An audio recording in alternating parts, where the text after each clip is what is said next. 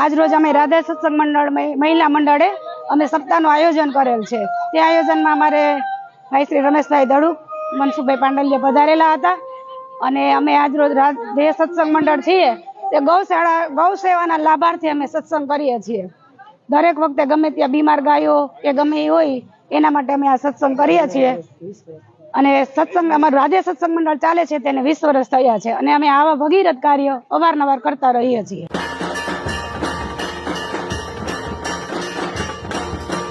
બાપાનું સન્માન થઈ રહ્યું, આપણે જોરદાર તાળીઓથી સોનામાં સુગમ પડે તેવા અમારે પણ હમણાં એને પણ જોરદાર તાળીઓથી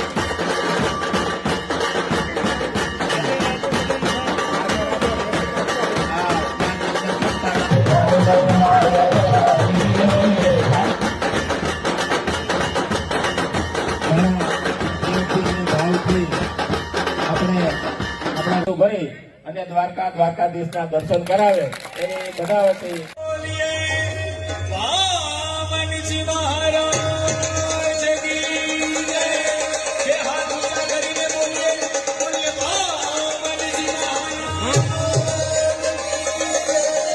સુંદર મજાના ભગવાન વામનજી મહારાજ પરણકુટી દિવ્ય તેજની સાહેબ જગભગવા મહિની વામનજી મહારાજનો જન્મ નથી થયો। જો જન્મ થયો હોત ને તો નાનામાંથી મોટા થાત, પણ વામનજી મહારાજનું પ્રાગટ્ય થયું છે। સીધા જ વામનજી મહારાજ 7 વર્ષના બની અને માની પાસે આવ્યા। શું કામ? એને નાનામાંથી મોટા થાય ત્યાં તો યજ્ઞ પૂરો થઈ જાય એટલે ભગવાન વામન બની અને ભગવાન આવ્યા। સુંદર મજાની ભગવાનની યજ્ઞોપરી સંસ્કાર દેવામાં આવ્યો છે। સદગુરુએ કીધું, જાઓ વામનજી મહારાજ ભિક્ષા લઈને આવો। મયા ભવતિ ભિક્ષામ દેહી, તેની ભિક્ષા માએ કીધી।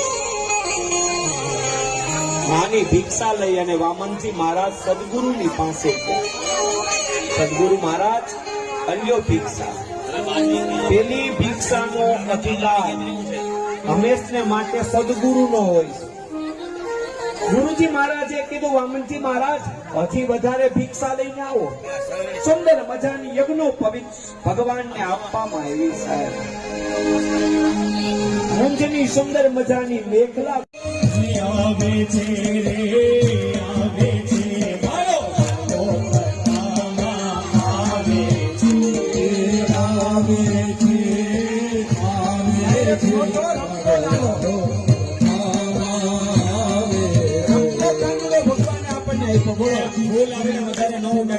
કાનાની હાથમાં જાય છે, બસ એ કાનો આમાં ઉડાડે નહીં કઈ થાય આવે છે રે આવે છે